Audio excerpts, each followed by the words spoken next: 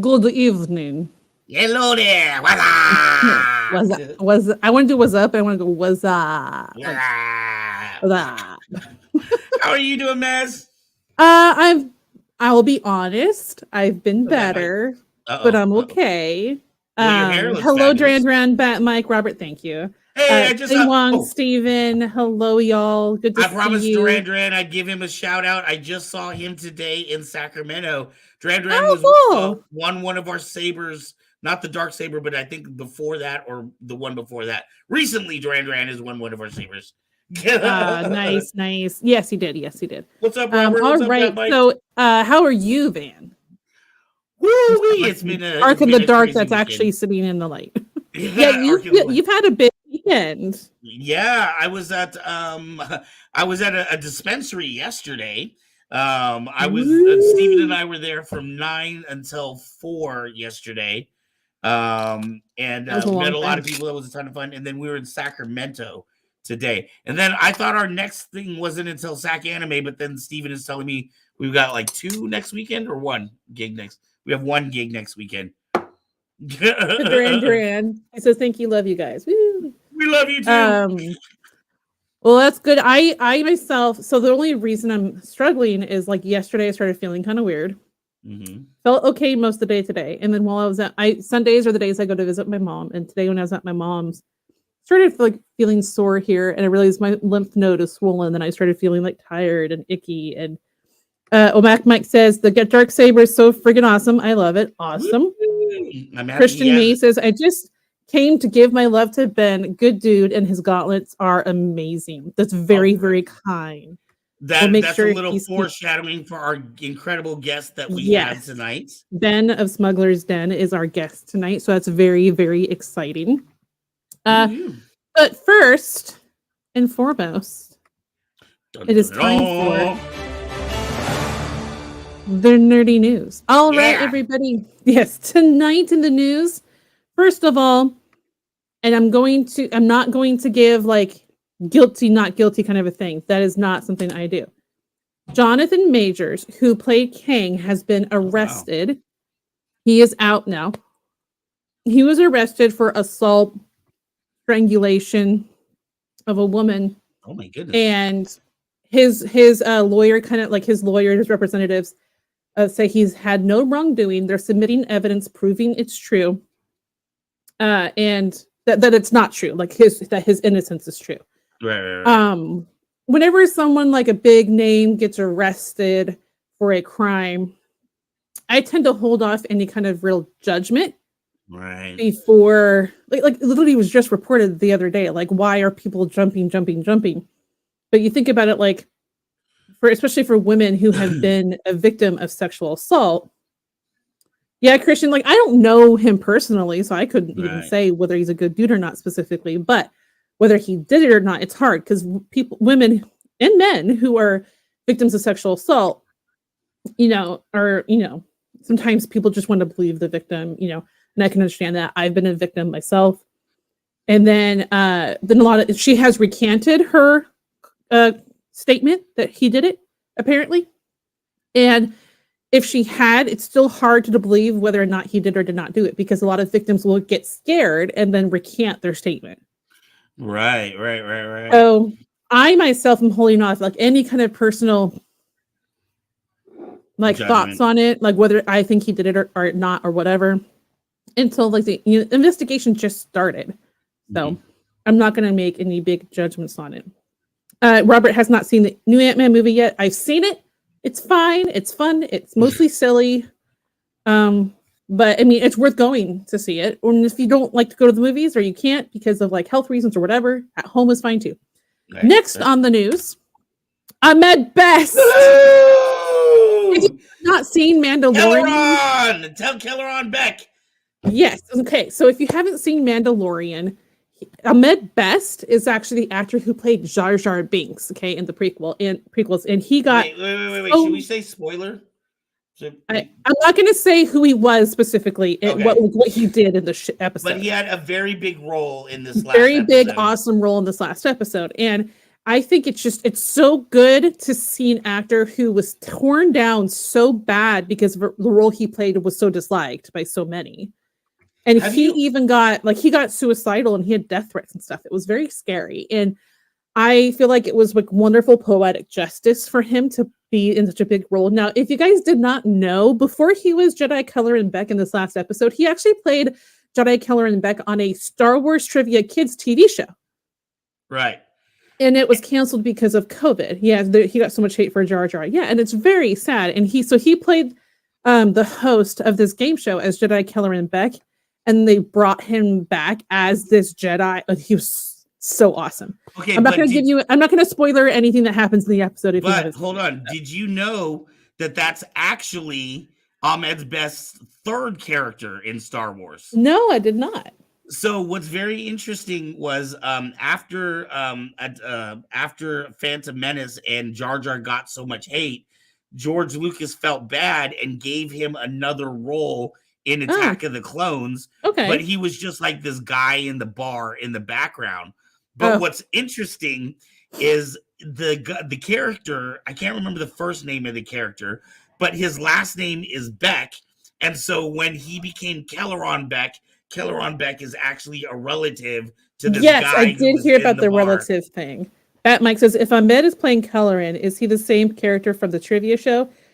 If that does mean Padawans from the show are all canon. I don't know about that. That's a good question. I would say I haven't seen the show myself that he had played him on that Trivia Kid show. So I'd have to watch it to see. I don't think it's canon.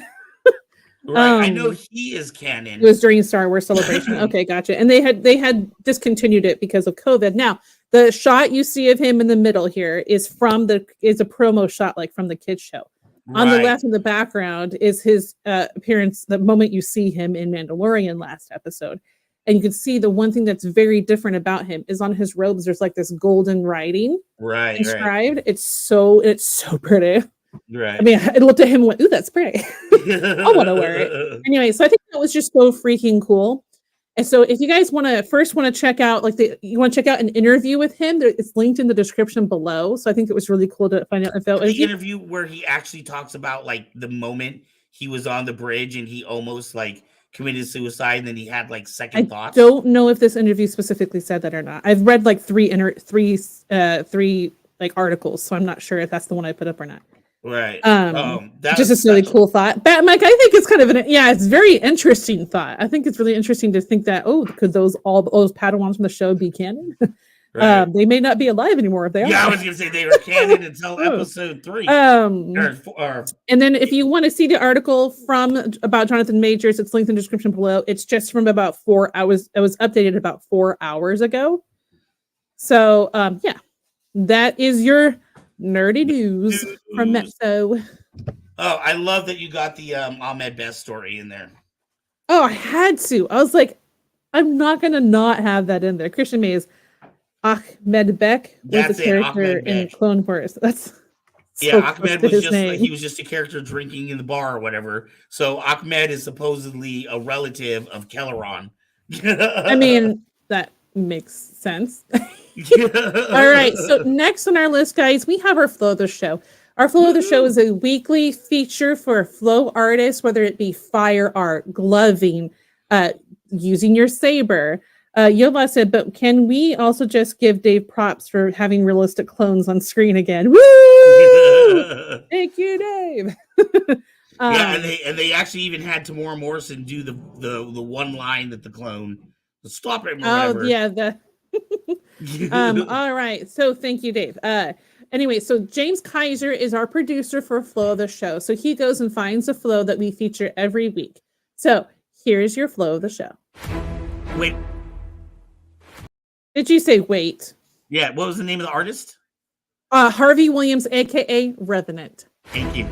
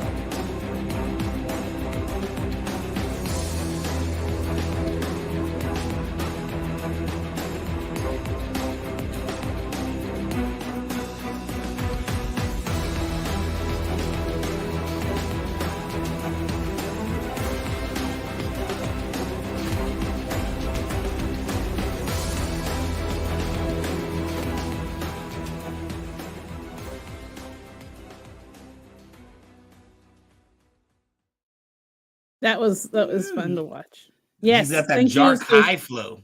Yes, so thank you, James Kaiser, for bringing that flow, and thank you, Mr. William Harvey, aka Revenant, for letting us use that flow video.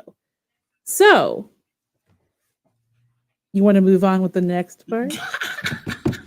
We had this thing that we do. Ladies and gentlemen, I am so excited about our next guest. This is actually one of the few actual partners with Kyber Cave.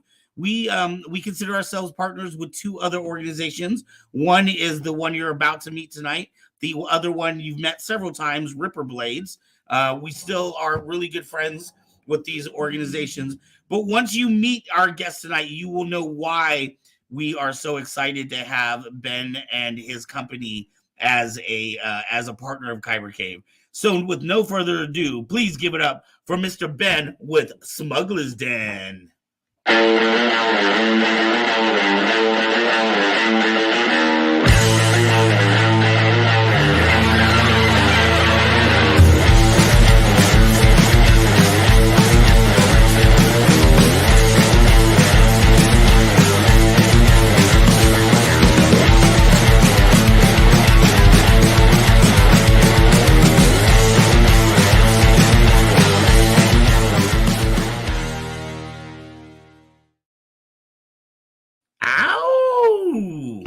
What's going on, Mr. Ben? Oh, I think you're on mute, my friend.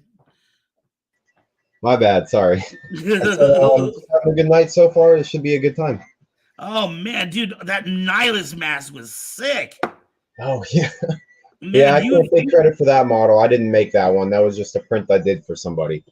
You have really well. I mean, first off, let's be honest. The last time we've had you on the show, we had talked about it. It was within like our first 5 episodes, and we're up to 137 now. So you know, I would expect you to have changed, but you really have blown up and really expanded what you're doing. When I talked to you last time, I believe you were in college, and you were trying to balance, and at that time, I think you were really focusing on sabers. I think you were doing a couple of other things, but your main focus, I believe, was sabers. Yes. But you've really grown since then. Yeah, so I graduated college last May. So woo, congratulations. Thank you. So it's given me some more time to expand a lot more in my product lines. I've really branched out in the Mandalorian things. Yeah. I'm a big fan of that from the time I was a little kid. So, and with the new series, you know, it's been pretty cool to see a lot of new Mandalorians and a lot of new basically concepts of how they could look and a lot of different types of armor. So it's been pretty fun to help people along their journeys of creating their own custom Mando suits and stuff like that. So it's been pretty good work for me. It's a good time. And now let me ask you a question. Has it been with all the, because I did notice you had a lot of, I mean, it looks like a full Mando gear suit I could get from you, but did that happen because you loved Mando and you started going that way, or was it a result of the show, or was it a bit of both? Probably a little bit of both. I mean, I personally have always found Mandalorians to be the coolest part of Star Wars. So Jedi would be probably a little bit on the back burner for me after Mandalorians. Right. But no, I mean, I think the show did influence my decision a little bit. It made me a little bit more interested into personally getting into building my own kit. So, right. And that's the funny thing. That's kind of how I started this whole thing anyway with lightsabers. It was me wanting to have my own custom lightsabers, build my own from parts, and not want to have to. When I first looked, I only knew about Saberforge, and I didn't want to have to spend hundreds of dollars per saber. Right. So I wanted to have fun making my own. So that's kind of how this started up too. I started up with some modular gauntlets. That's kind of what really I started with the Mandalorian armor gear. Right. So. Well, now let's back up just a little bit, because I have a question here that's kind of a general, and I know we're going to get more into it, but somebody said, so what does Ben do? Yeah, so I do all 3D printing, 3D modeling. I've started to do a little bit less custom commission modeling just for time constraints. And actually, I saw there's a guy, Dracar, in the chat. I've been sending people his way a little bit. Okay. So he's another guy, a good friend of mine that he does. He has an Etsy shop and he does modeling. But for me, I focus mostly at this point on 3D printing and all the stuff on my website, as well as print services. So the whole reason for that is I don't have all the designs out there. There's a lot of really cool stuff. So if people have stuff that they have a 3D model of that they either purchased from another talented creator online or something like that, and they just don't have the ability to print themselves, I'm doing that as well, not just offering stuff on my own website. So okay, so I could come to you with a print that I was like, oh man, I found this online, but I don't own the equipment to do it. Can I pay you to do the physical print for me? Right, that's exactly right, man. So the only thing I do say, just as a little bit of a side note, is I don't always accept print service jobs, and that's just for me as a quality control thing. So I don't do any resin printing yet. I would like to expand into that in the future. So sometimes I will turn down jobs for print services just because I don't want to give someone a product that I wouldn't be 100% happy with. And sometimes stuff really does need a resin printer, not just a normal FDM, PLA type of thing. Right. So. Dude, your people are blowing up this chat right now. I can't even, literally, I cannot keep up with all the conversation that are happening just about people talking about how dope your product is between themselves. There's a good group of people in the Mandalorian cosplay community. I've made quite a few good friends in the last year or so. So it's been a pretty cool experience. What do you think has been your biggest lesson? I mean, like I said, it's probably been almost a good 2 years since I've talked to you.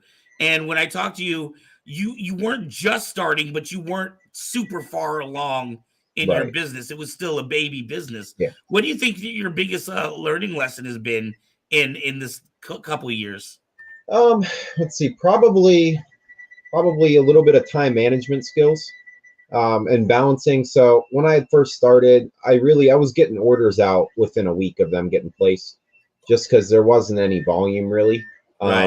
As I've grown and expanded out into other things, there's been a few times where I've had quite a few orders stacking up, and figuring out a balance of how to stay organized and get orders out as quick as I can while trying to maintain communication with customers as well. That's something that I try to do my best at. Whenever people want updates or ask for updates, I'll always tell them how long it's going to take them. I'm honest with them if I have any mistakes happen along the way that might delay things. And that's just because, as being a consumer in the past, I don't like when I run into people that don't want to communicate when I've paid them money. So it's something that I try to be good about and try to not affect my customers in that way and not communicate well with them. Right. Now, correct me if I'm wrong.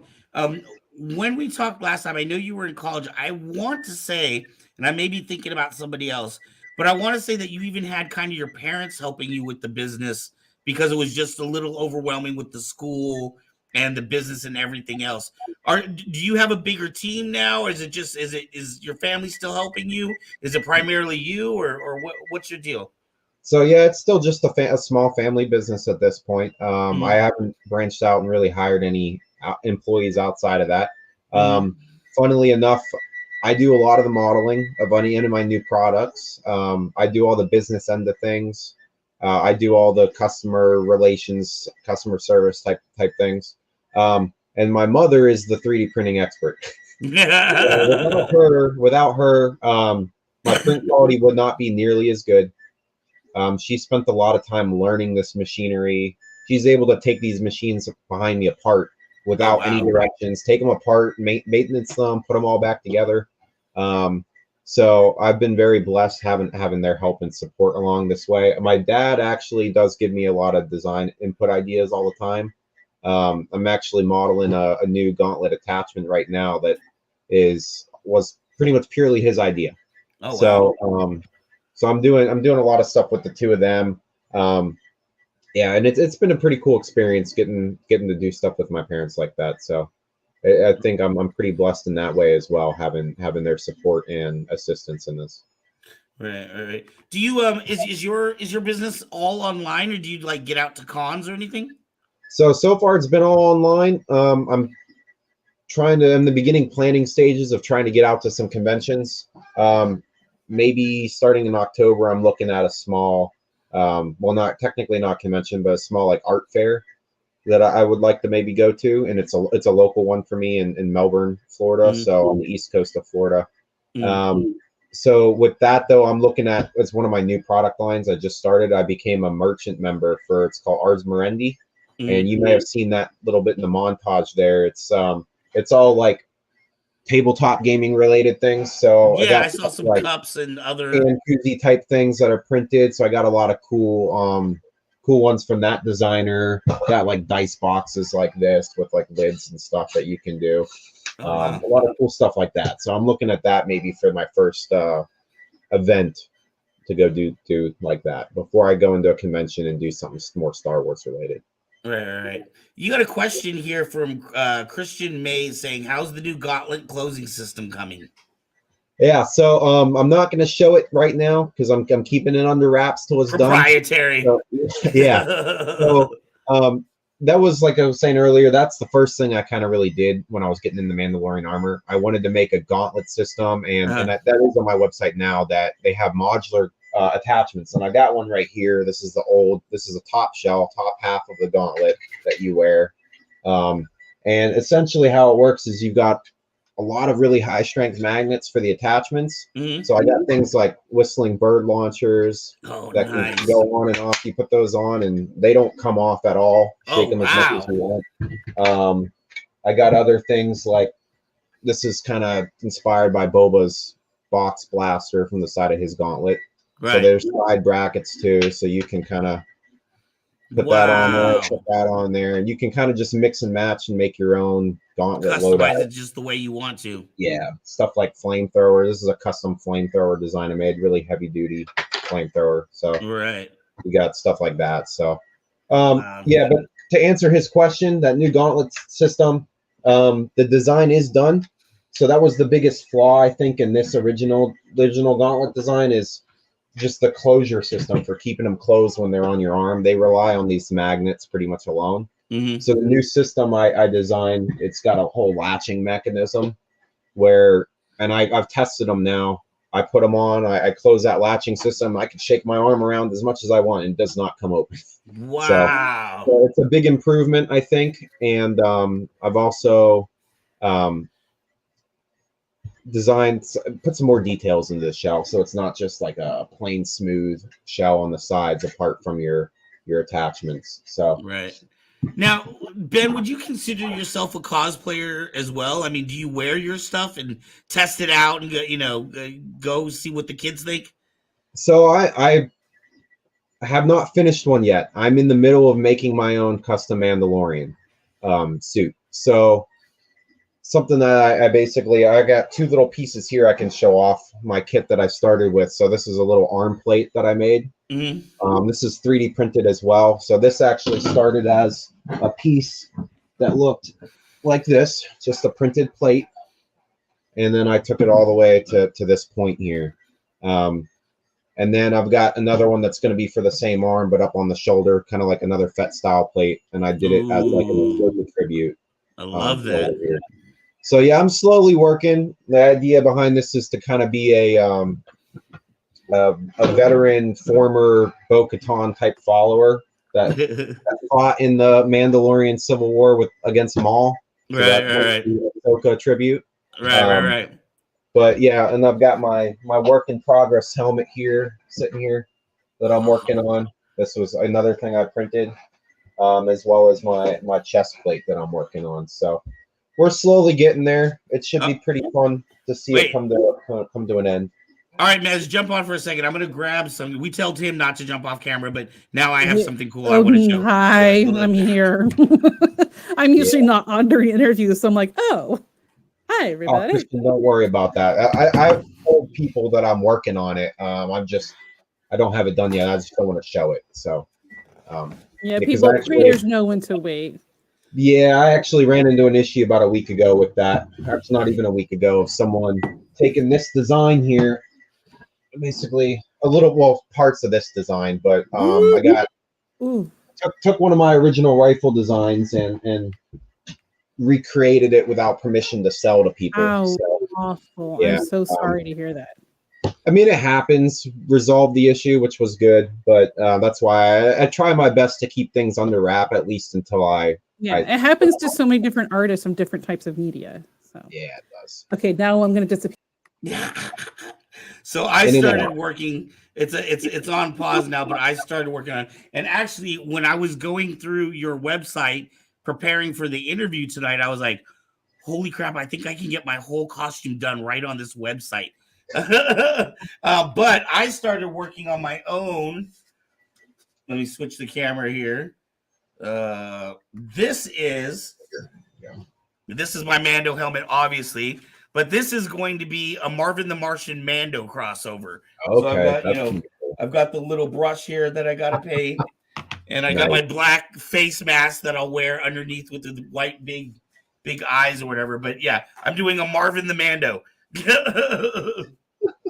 That's pretty awesome. I like that idea a lot. That should be pretty cool to see. Definitely, until I get in that red tight suit with the little you might have to put a PG-13 rating on that or something. I don't know. Guys, not safe for work. Suits. Yeah. Exactly. That is absolutely amazing. So you are you pretty much staying? I mean, I know you're doing some of the gaming stuff, but like, will you do, if somebody asks you to do a phaser for Star Trek or other sci-fi properties or other movie properties, do you do all kinds of 3D printing, or do you try to stay pretty much in Star Wars? Yeah, as long as it's not vulgar, I'll do it, basically. So I don't really, I don't mind where it comes from. And with the tabletop gaming thing, I mean, I'm starting to branch out to a little bit more than just Star Wars. I would like to eventually get into some Lord of the Rings style stuff. So that's besides Star Wars, that's probably my number 2 biggest thing that I'm a fan of, and have been from a young age. Actually, I've got 2 little things I'll flash on the screen real quick here, that my first 2 things I'm doing in the Lord of the Rings style. So I've got like a fighting knife thing I've been working on. And then gorgeous. If we can get this in the screen, because it's huge, but wow, a dwarven inspired sword with some knot work on there and everything. Then I use. Can you turn that sideways so we can see the thickness on that? Yeah. Oh wow, that looks really sturdy. Yeah, it is, and I actually run these metal steel rods all the way through the design, and it goes all the way into the handle to about here. Those steel rods, so it gives it a lot of strength. So wow. You don't have to worry too much, like a lot of old 3D prints, about breaking that. So. Right. Now let me ask you, if let's say, okay, so obviously I have my costume that I want to finish out, right? If somebody comes to you and they start talking about a costume they want to put together, is there any is there times when, say, 3D printed is better than, say, the Eva foam? I know sometimes people will make costumes out of the Eva foam. Sometimes, like with the stormtroopers, they get that hard plastic and, you know, put a hot gun to it to form it around their body. Obviously, you have 3D printing. Is there times that one way is better than another, or are they all just preferences? Like, you know, one is lighter than another. Right. So I mean, I think the foam's probably your lightest bet. So if you want to do something huge and heavy like a Warhammer, foam might be your best bet. Just right.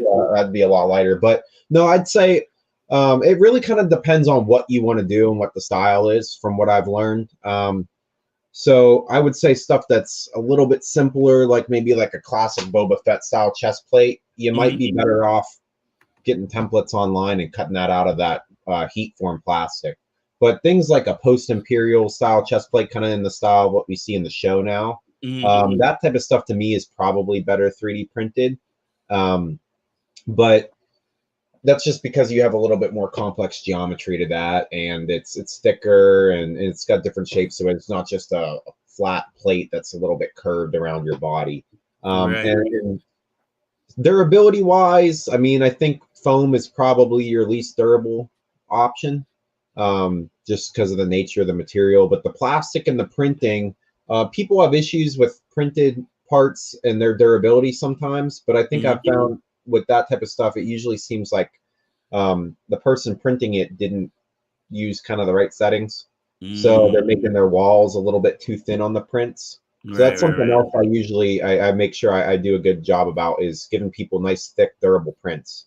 So has there been a lot of revising over the years? Like you started with one thing and then got feedback from a customer, and I need to make this thicker, or I need to change where I put my strap, or yeah, a little bit. I do, whenever people give me input, I do definitely, or criticism or anything like that, I do take it to heart and try to improve things the best I can. That's actually kind of why I'm doing initially why I wanted to do the new version of the gauntlets.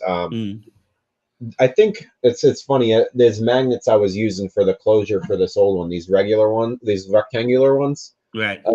I think over the course of these 2 years, the quality control's gone down on those. So I've never had anyone give me comments about them really being an issue opening on them until probably about 6 months ago. I started getting a couple comments here and there, or messages from people saying, hey, these are opening really easy on me. They don't really stay closed that well. Right. So that kind of is why I'm doing the new system. But yeah, no, I definitely do like the feedback, because I always want to make my stuff as good as for people as I can. Right. Because my whole goal with this, I'm not trying to become a millionaire off this. Right. I'm trying to give people a product that they can have fun with and do cool things with without breaking the bank. So now, if I were to buy, say, a Mandalorian chest piece or shoulder armor or something like that from you, can I expect that to last as long as, say, the plastic, or is there I'm not sure how 3D printing works, but is there a certain amount of like degradation time? Like, I don't know if that makes sense. Like they're only made to be used for 5 years and then they start to degrade over time, or is it a pretty solid piece that you might have for 20 or 30 years? Yeah, so I think it kind of more depends on how you take care of it. I'm not sure exactly if there's a big difference between the Sintra and the plastic printing. I couldn't really give you a solid answer on that, but I know if you have printed parts, you don't want to leave them outside in direct sunlight, like in the heat. That's probably not the best for them, because they will deform, or leave them in your hot car or anything like that. But if you're storing them in a climate controlled place, or you have your suit on display inside your house, there's not going to be any issue with them. They're not going to degrade or anything like that. Or what if I'm wearing my costume but I live in Arizona and I'm trooping in Arizona? Yeah, I don't even think that's really going to be much of an issue. Like, the only time I've really heard of things warping bad on people is if they, like I said, leave them in a hot car, because that temperature, you're getting close to like 150 degrees. So, in fact, you've got the comment that just popped up. That's why I'm getting new gauntlets. I left mine in the car. Oh no! Oh no, that's yeah. Damn. I'm sorry to hear that. So now with the Mandalorian, with the show coming out, I absolutely love that show. Mm-hmm. Is it a bit of a mixed blessing for you? Do you find yourself like, oh my gosh, I've got all this new material, but oh my gosh, I have all this new material now? Yeah, definitely. That's why I think I got really lucky meeting the guy Drakkar. That I'm not sure if he's still in the chat or not. I don't see his name, but I saw him earlier. Yeah, but he's a really talented modeler as well. And I've actually gone to him a couple times now and asked if he could model some stuff. So I got some stuff I need to add to my website that you can buy. I believe you can buy STLs from him on them. I had one sit. Yep. So like one of the example was this new shoulder plate from him. This is straight out of the show. So a lot of the Mandalorians have been seen wearing these, and especially in this new season.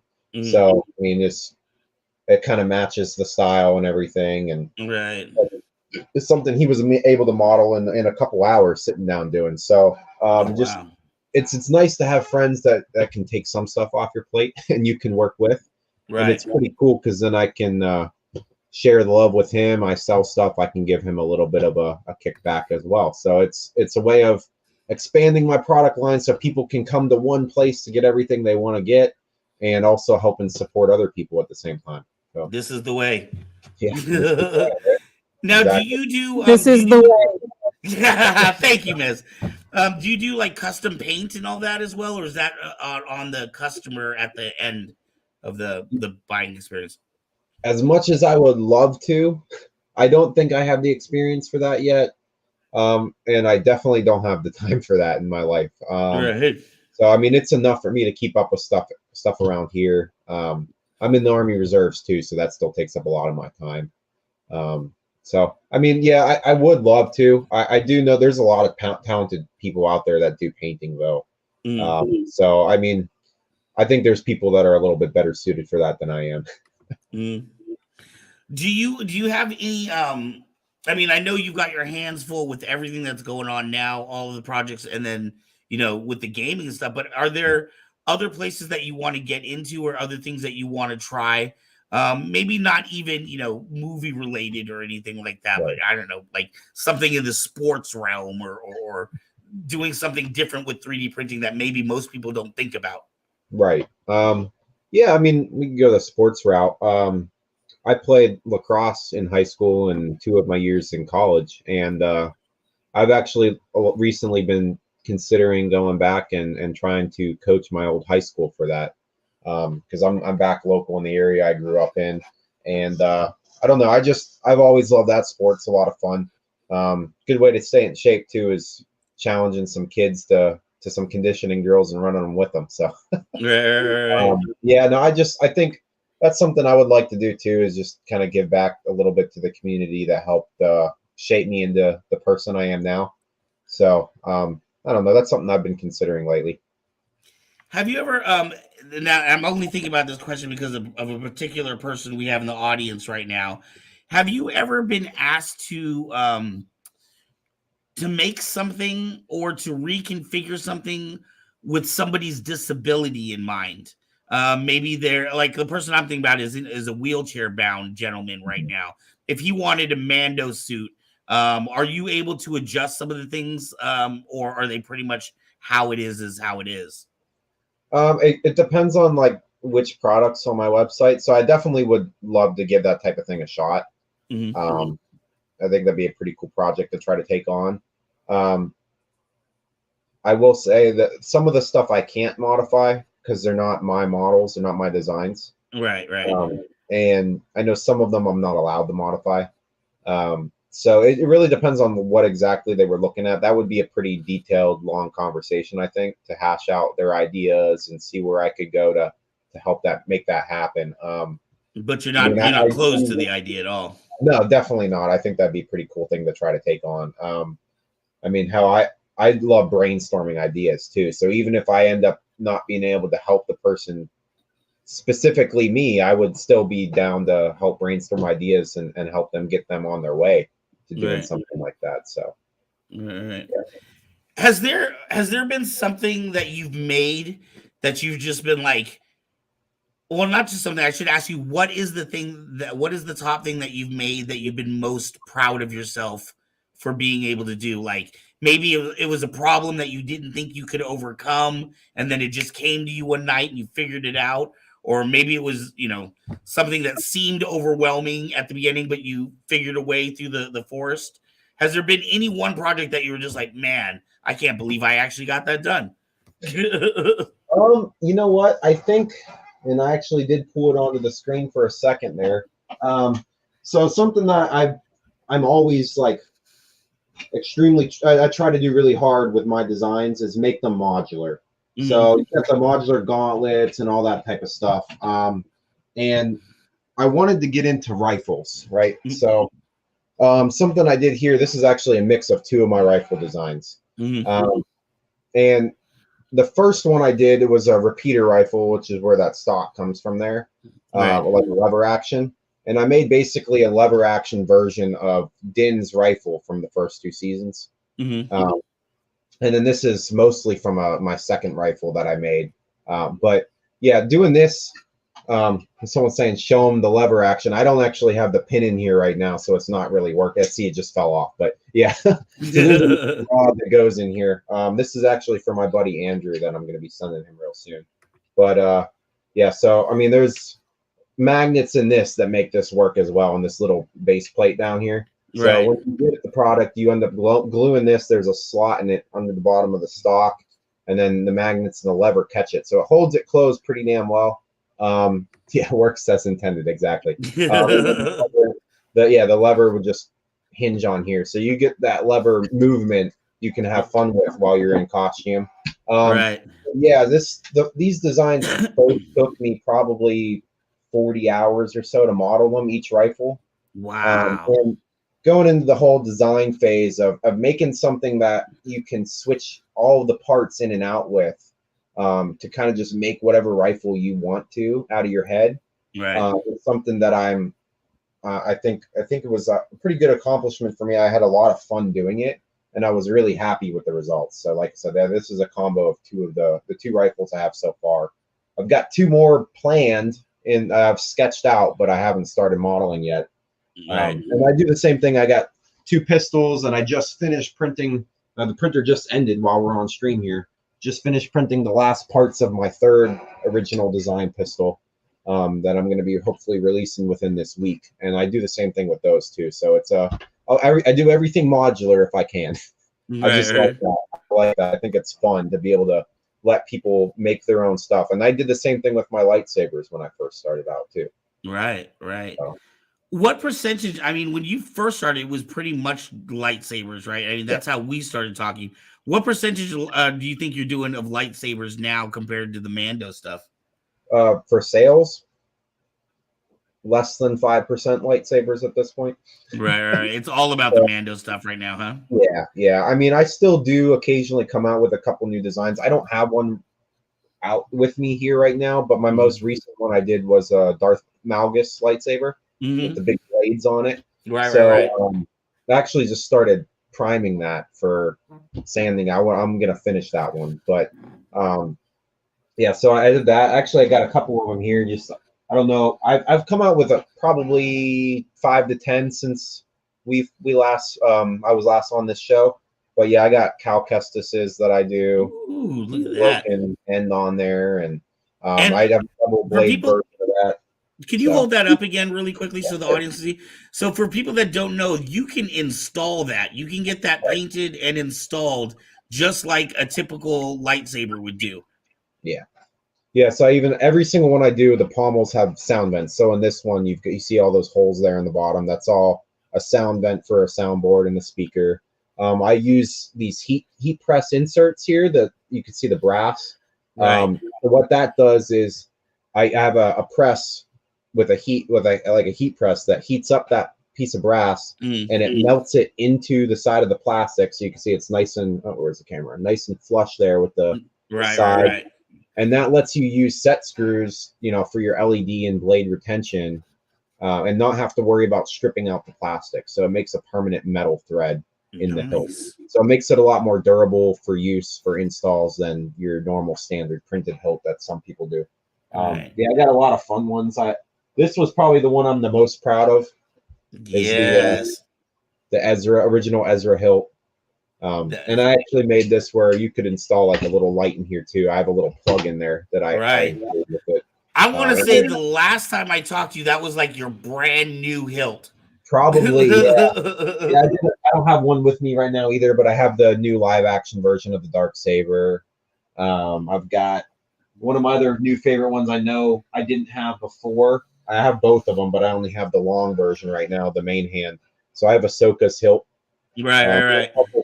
Her Shoto hilt as well, her shorter one. And I think, honestly, these are probably some of the more size-accurate ones out there. But yeah, all these are also you can install these as well. I put the sound vents in the circle down there. So, yeah. By the way, I want to say good night, Christian. Thank you for hanging out with us, and thank you for giving our show a shot. Do you have other things that you want to try? Like, have you ever thought about working with metal or other types of thing, or are you just a big fan of the 3D printing? Yeah, I would love to do metal eventually. So I mean, my dream with this is to expand enough that I can hire employees and not work out of a house. So get a warehouse type of setup. Get some CNC machines, some metal lathes, things like that. Employ some technicians, some machinists to run those. Right. I would love to take all my lightsabers and go metal with them as well. I don't think I'd ever do my blasters in metal just because, that's never going to work in a con anyway. I don't think a metal blaster would go over well. But no, I would love to do metal at some point. I mean, before I even started getting into 3D printing, I used to watch a show on History Channel, I think it was, called Forged in Fire. Yeah. Super interesting to me. So I would love at some point, just as a hobby, maybe to try some metal smithing. And that'd be a pretty cool thing. I would love to make some of my vibro blades and knives that I make now out of metal just for fun. I mean, I got this blade here I did. This is another one I'm working on for my own kit. But yeah, blade and knife and handle. Wow. This is kind of like a Viking sax blade inspired, like Mandalorian vibro knife. Right. So, but yeah, I mean, I would love to do stuff like this in metal. I think that'd be pretty cool. But yeah, no, definitely would love to do that. Just not enough time in the day, Yeah. Do you now? I know you said you're in the reserves right now, but do you have a regular 9 to 5 besides this, or? So I did. I'm in between looking for another job right now. I was working with a really small firearms company out in Melbourne as well. I was doing like design work for them. They do stuff for a couple militaries. I think they were trying to do contracts for like Sweden and stuff like that. But that company ended up dissolving, going under. So everybody got laid off. But so I'm actually at this point, I'm trying to get a job out with the space industry here. Oh, wow. I'm also right near same city as Kennedy Space Center is where I live. Right. I'm trying to get a job. I'm waiting to hear back from Blue Origin right now. So wow. For them soon. If all goes well, I'll have a job with them, but we'll see. I mean, if not, I might try to get a job with NASA or something like that too. You're looking for jobs that would make it very difficult for this job to ever replace that job. Hey, it doesn't have to match the money for me to maybe eventually walk away and do this full time, because this is I think what I really do love doing. Yeah, I was going to ask you, do you enjoy this? And what is it that you enjoy? Do you enjoy, I don't know, do you like the smell of fresh printers going off as you wake up in the morning? Or do you like the working with the customer to get them their vision? Do you like creating new things? What part of it is your favorite part? Well, I will say when the printers are running, it does smell a little bit sweet because I think they use a sugar cane or something like that. I think it might be this is the base what PLA plastic is made out of. Right. So like kind of a hot corn syrup smell to it. Right. But no, I mean, I think for me the most fun thing is just being able to send stuff to people and then see what they do with it. Right. So there's probably dozens of Mandalorian kits out there now that have at least a couple parts from me. Right. And every time I see one of my knives or something like that, or my gauntlet, my modular gauntlets, I do the Leonardo DiCaprio meme. I'm like, yeah. So it's pretty cool, and there's a lot there's a lot of talented people out there. So seeing what they do. Oh, Sebastian said I have that blade. Yeah. Yes. Yeah. So I mean, seeing what people do with my stuff is probably my favorite thing about this. And seeing how happy people get when they yeah. And then someone said, "Long live Ben Rao." That's actually one of the other probably the biggest Mandalorian group besides Mandalorian Mercs, the Mandalorian Protectors. It's another LFL affiliated or recognized club. He's from the Tennessee clan for that, and I got that rifle I'm sending to someone else in the Tennessee clan, and this is a shoulder plate with their custom clan sigil on it. So a raised sigil on them. So that's a pretty cool. I've been doing that a lot for them. Actually got listed as a recommended vendor for their club. So I've been doing a lot of stuff for them recently, a lot of different state clans sigils on plates. I got their official entire club sigil on a plate. So yeah, I mean, that's just like I said, just seeing stuff that I've had a part in helping people get their kits done is pretty cool for me. Right.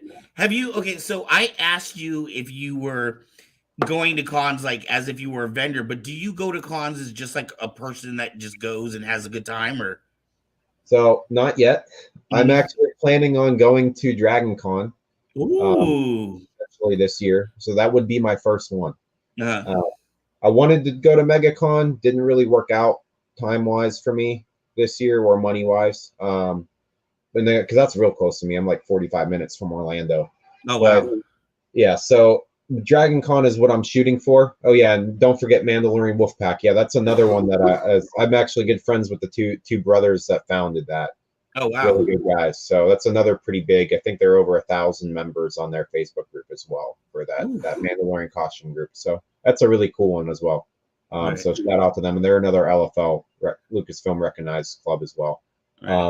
Yeah. So for that convention, my goal is to have my kit done for that and get approved with the protectors and go there and meet up with a bunch of other guys from a couple other states from the protectors that I've become good friends with. And I think that would make for a pretty cool first convention experience as well.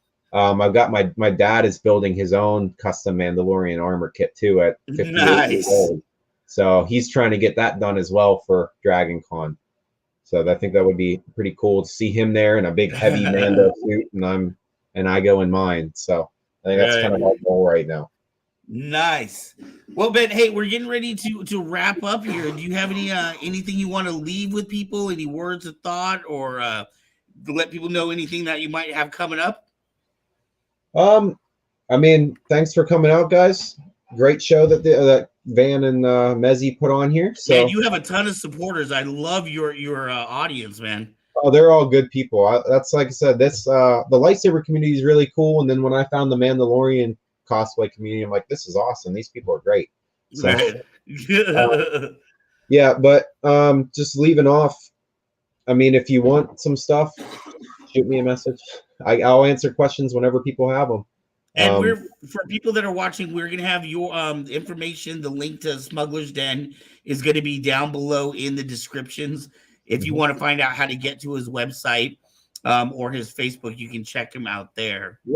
Yep. Just shoot me a message on Facebook Messenger, and I'll respond to you as quick as I can. And people want a whole armor kit. That's my best deal I do on my website. So I actually let people pick out their own free helmet. There's some basically different things you have to hit, purchase requirements, and once you've done those, then you get to pick out your own free helmet, and I send that to you. So I've done, I think, 2 or 3 of those now, and I just started another one now. Sebastian's one of the ones that did that deal. So I might need to talk to you about that personally, about my Marvin kit here that I want to put together. Yeah, so I mean that's a pretty fun one. Yeah, I got to do one for a guy that was like he's doing like a Viking kind of inspired Mando kit. And my buddy Drakkar on his Etsy, he's got like a Crusader style helmet, Mando helmet that's got horns and everything. So that was the one I got to print out for that guy for his free helmet, and I think it's gonna go great for his kit. So That is absolutely amazing. Ben, thank you so much. I know you were out there in Florida. You had to stay up late to talk to us, but it's absolutely a pleasure. Hopefully it won't be another 2 years before we talk again. I'm down to come on whenever you want, man. This was a lot of fun. Thank you. Thank you. All right, my man. You have yourself a beautiful evening. You as well. Have a good night, man. Take care. Thank you.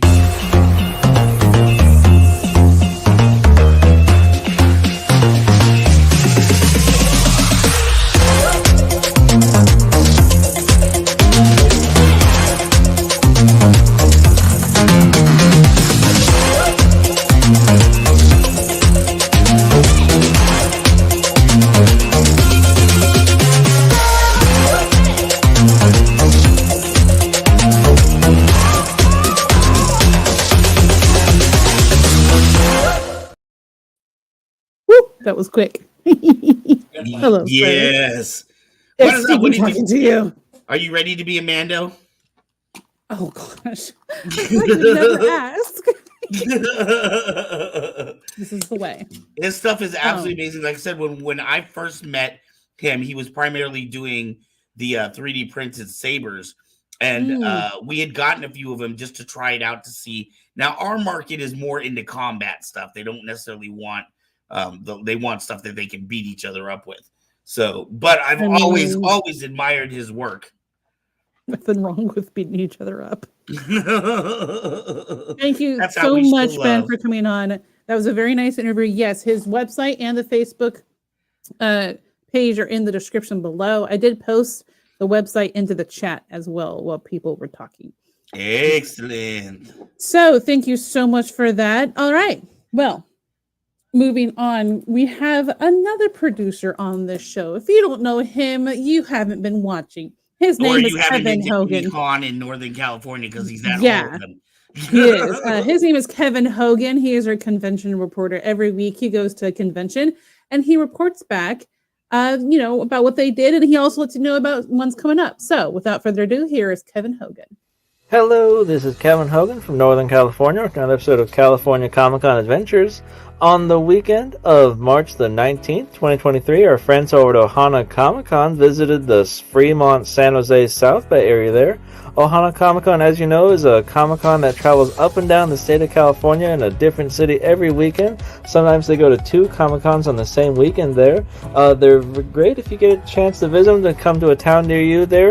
You get the chance to see lots of different local friends there, hang out and see some cool cosplays there. Their afternoon cosplay con is there. Their admission is very affordable, usually less than $10 there. They even have these dollar off admission flyers they have online there.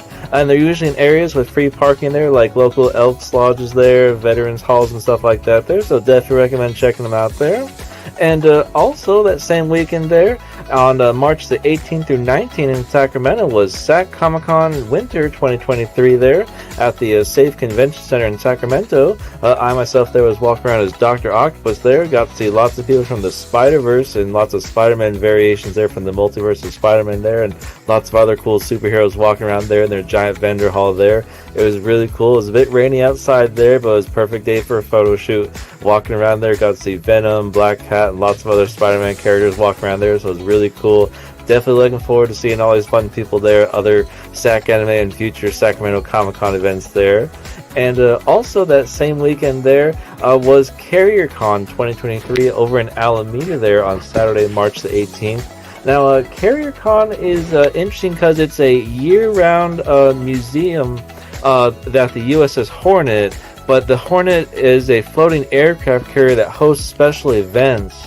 Once a year is CarrierCon on the Hornet there. They do host other events, for example, like dances. They had, for example, that same Sunday, Anchors Away was a video game con based on the ship-to-ship video game battle. But the Saturday before was CarrierCon Comic-Con, so they had lots of cool things going on. For example, they had a airplane flyover where all the cosplayers on the top flight deck Got to go see a bunch of jets fly overhead there. I myself was walking around as Marty McFly from Back to the Future there. We got to walk around the hangar bay there. We got to see lots of old aircraft and helicopters inside there. Some of them in various parts there, some of them fully assembled there. Lots of Star Wars cosplayers walking around inside there, lots of Star Trek cosplayers and many other fandoms, so it's very cool there. They had a cosplay contest there, lots of R2-D2 droids rolling around inside there.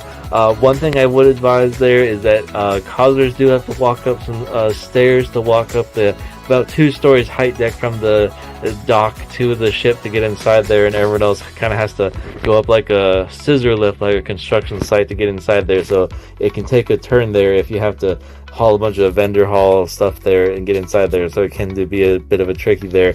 Make sure your shoes are friendly for going up and down stairs there in those tight narrow spaces there. But they do have a very interesting bunch of museum exhibits there to walk around the ship there, so you get to see a history of women in the military and all the different changes the ship has made over the years there and all the different wars it's been in, and its history, for example, in space exploration, where it would pick up the astronauts when they landed in the Gulf of Mexico after their missions and stuff like that. So it's very interesting to get to see all the lower decks of the ship and things like that going on there. And for those of you interested in upcoming events there, definitely want to check out April the 1st is going to be Ohana Comic-Con coming to the Modesto area there in Central California. And also Ohana Comic-Con on April the 2nd is going to come to Elk Grove up in Northern California there. And for those of you in the Sacramento area there, just head a little bit more north up to Roseville is going to be SAC Anime on April the 7th through the 9th there at the Roseville Event Center there. That'll be fun to check out at the grounds there. And for those of you in the South Bay area there, on April the 7th to the 9th is going to be Babs Con at the Hyatt Regency in the South San Francisco area. That's the My Little Pony con there, so that'll be interesting getting to see all the fun costumes. Well, thanks for watching. Hope you guys enjoy the pics, and we'll see you out there at the next Comic-Con.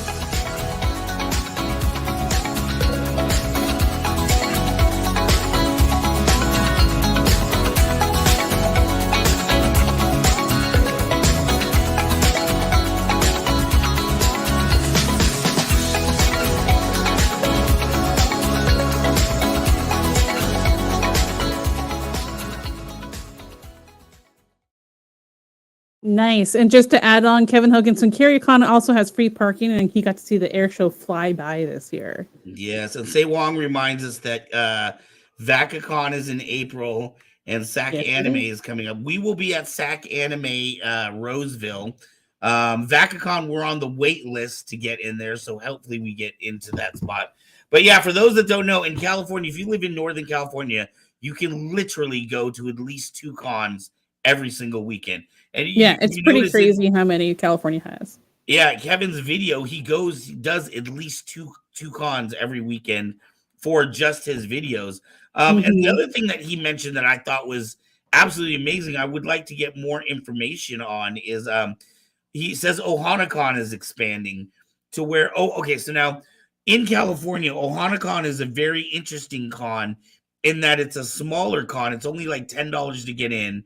They usually have maybe one celebrity, but it's meant for bigger families that can't afford to get to the cons. And the other cool thing about it is it travels every weekend. So it's almost like one of those traveling circuses. Hey, what's up, Aubrey? Aubrey! So I guess he's saying that they're now expanding to the point where they're having several shows in different locations on the same weekend. So that Gotcha. That is absolutely amazing to me. So yeah, that's pretty cool. Ziggy and Margot and the rest of the crew at OhanaCon. They are doing amazing things for people that can't afford to get to the bigger cons. Yes, thank you very much, because there's so many things nowadays. It's like people want to go to Disney, you got to be really well off to go now. Right. The middle class family can't afford to even go to Disney and some other places, even because so many are paycheck to paycheck just to get by. I've been trying to get Ziggy on this show. He's just not. He doesn't want to do interviews. But I love the story of OhanaCon. Really quickly, in short, because I'd asked Ziggy about it. He had wanted to take. He has 12 grandkids or something like that, and he had wanted to take them to San Diego Con, but there's no way he's buying tickets for 12 kids to get into, say, you know, when tickets are like $90 a piece, he's not buying it for 12 kids. So he was lamenting at the fact that there was nothing that was family affordable. And so they created their own con. So kids under 12, I believe, get in for free, or under 10 get in for free. And adults are only $10 to get in, which is fantastic. Yes, and I'm sure you'll see. Kevin says he's going to Stack Anime Festival. He'll see you there. He will see you there. All right, guys. Don't forget to check out our other shows during the week. Tomorrow we have Retro Alcove being uploaded in the evening, which is our gaming show where we play retro games. And then Tuesday is our Beatdown show where our resident DJ Wheelchair Beats puts together some beats on some Saber battles. Wednesday morning, 10 a.m. You have a streaming with me and Aubrey. She'll be joining me. I'll be playing more of The Room, which is a puzzle escape room kind of game.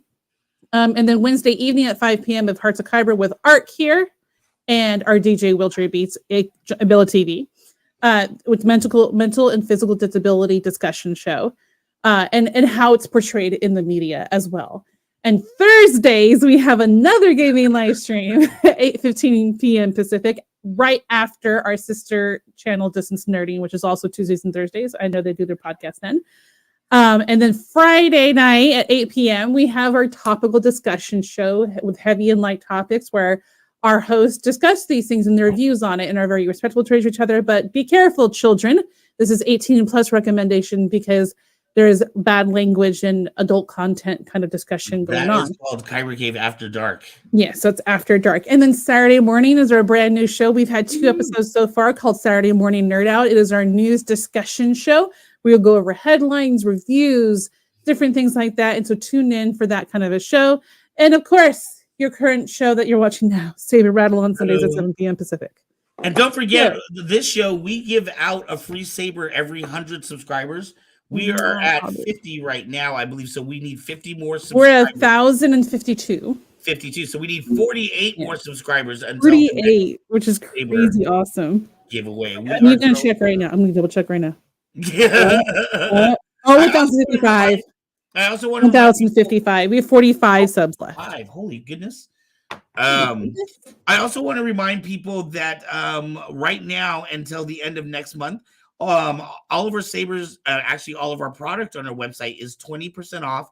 You do need to use the promo code AbiliTV, AbiliTV.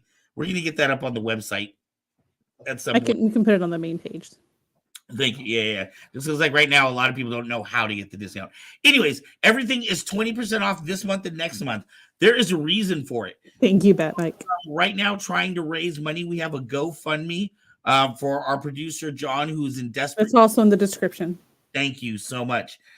He is in desperate need of a new wheelchair. He's had the same wheelchair for 15 years and has been battling the insurance company. It's a long story. We actually have an episode of Hearts of Kyber that is dedicated to kind of his story and why maybe I'll repost it on Facebook for people to watch. Thank you. That episode specifically tells, goes more in depth on the story.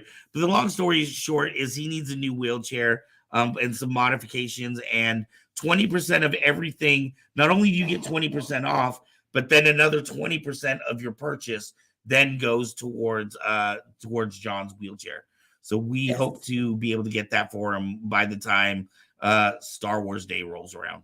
That's our goal. That would be awesome to get what he needs for it. If you guys don't know, custom wheelchairs for a disabled person are extremely expensive. Yeah. It's not just like you just go to a website and click here and then there's the same wheelchair everyone else has. No, it's not like that. They can be tens of thousands of dollars depending on your needs. Right. So that is why we would like to help one of our Kyber Cave Productions crew members. All right, so as we always do, we end our show with Talk of the Town, where I find a couple of Star Wars related TikToks to show you online. And the first one I'm actually excited about. It's a Star Wars Airbnb that's close to Disney World, I think, but it's really cool. Ooh. So go ahead and check it out. You guys have a good week, and we will see you on Retro Alcove. Bye. Adios.